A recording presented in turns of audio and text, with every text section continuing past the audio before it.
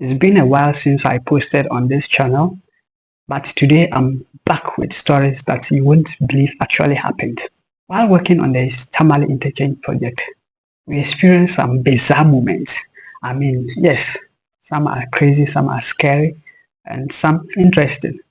Today I want to share with you 5 of these stories, from the gold mining rumors to the untouchable building, then to COVID-19, and a major accident that happened at the site, and even Chinese babies. Yes, today I want to spill it all.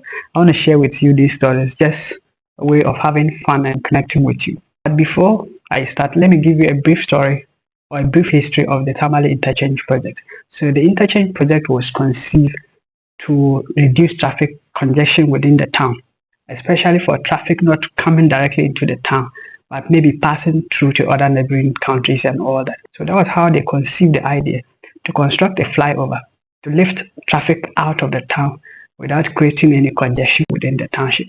And that was how the Tamale Interchange Project came to be. And aside that, it was also a major project that was one of its kind in the north, and it was believed to be a developmental project, one that will bring employment and development to the people of Tamale. So that was how come the Tamale Interchange Project was conceived and constructed. So the project was executed by a Chinese company called Sinohydro Limited. This is an EPC arrangement, engineering procurement contracts arrangement, in which the contractor was supposed to do the design and construction of the interchange. If you need details, I would do a different video for that paper, but today is just for fun. So without wasting much time, let's dive in. Number one, it was the gold mining rumors, the Galamsey gossip, I call it. So when you look at the project, the interchange was supposed to have a deep foundation, and in engineering we call this a pile foundation. So it involves boring piles, which takes sometimes several months to complete. And when they started the work, they hoarded the place and they were doing this boring. They were boring the piles, and it got to a point that the indigenous weren't seeing anything happen. They didn't see their interchange being constructed. So they were worried, and they started also hearing rumors that the Chinese were not actually constructing an interchange, they were digging for gold. Yes, that's scary, yeah? That they were digging for gold. And we all know that the Chinese are, in time past, we've seen records, we've seen their work. They are often associated with Galamsey. So it's kind of created tension as the people were not seeing the project being executed. Rather, it was hoarding all over the place. Traffic congestions and all that. So they made a protest to the site. Demanding explanations. Why? We heard that you are digging gold instead of constructing an interchange.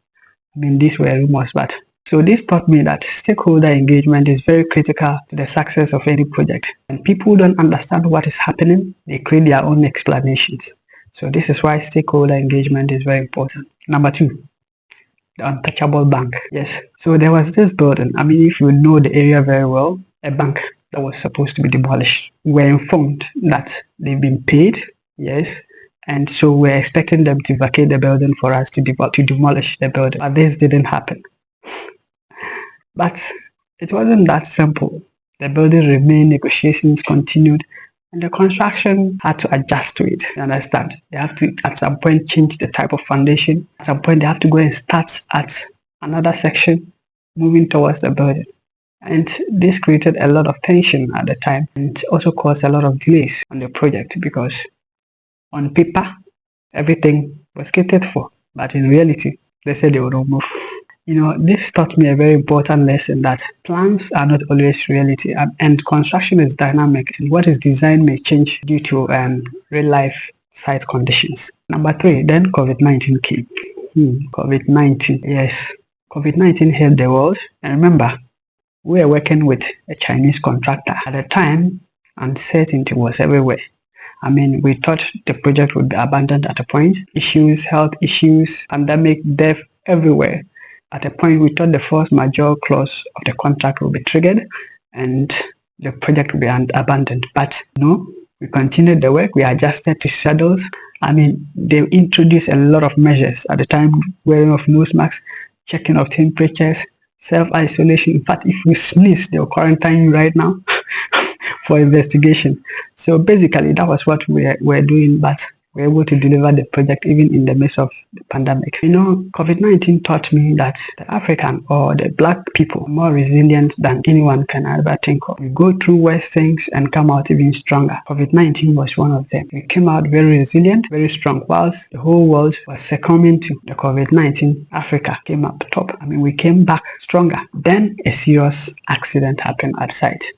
We cannot talk about the project without mentioning the fact that there was a serious accident at a point whilst working on the interchange project. So at the time we had constructed these tunnels, like temporary tunnels for traffic to go under the interchange whilst work was going up. So when we completed the tunnels and we were about to take it off, we mounted scaffolds, and whilst workers were working on the scaffold, dismantling the tunnel, collapsed, and this was a very serious accident. A lot of carpenters, engineers, some of the Chinese personnel, it was really serious. Even those of us who were not affected directly, but indirectly, we had that torture of mind, sort of, that it could have been you, and we only thank God that it wasn't you. It also taught me that safety is non-negotiable. Accidents happen when you least expect them. So at the construction site, at all times, safety is something that we should all be aware of. We should all be prepared, put ourselves and that of others in a safe environment. Now, the final one I'm coming to talk about, it was a rumor. So there was this rumor that had circulated around the project site that there was a Chinese worker who had gotten himself involved with a local girl, and the girl got pregnant. The story goes that the family brought the girl to the campsite for the girl to help identify the Chinese man who had impregnated her. They lined up all the Chinese workers, and lo and behold, the girl went around, looked at everyone. They all looked familiar, or they all looked similar. So the girl couldn't identify the one who actually impregnated her. So that was how she ended up with a Chinese baby. So it's not all fair people that are actually Ghanaians. Some of them might be Chinese people. Who knows? Nobody knows. But like I said, whether it's true or not, no one could confirm this. But it became one of the most talked about stories on the project. And guys, working on the Tamale Interchange Project was an unforgettable experience. I'd love to either share some work ethics I learned from the Chinese project breakdown, or anything at all that you want to relate with on the project. Let me know so that we can delve deeper into it. But until then, like the video, share, subscribe, and so that I'll see you on my next video. Take care. Bye-bye. Let me know in the comments if you are new here, because I'd like to know where you are watching me from. Bye-bye. This is Nelson Kunsu. I'll see you in the next one. Bye-bye.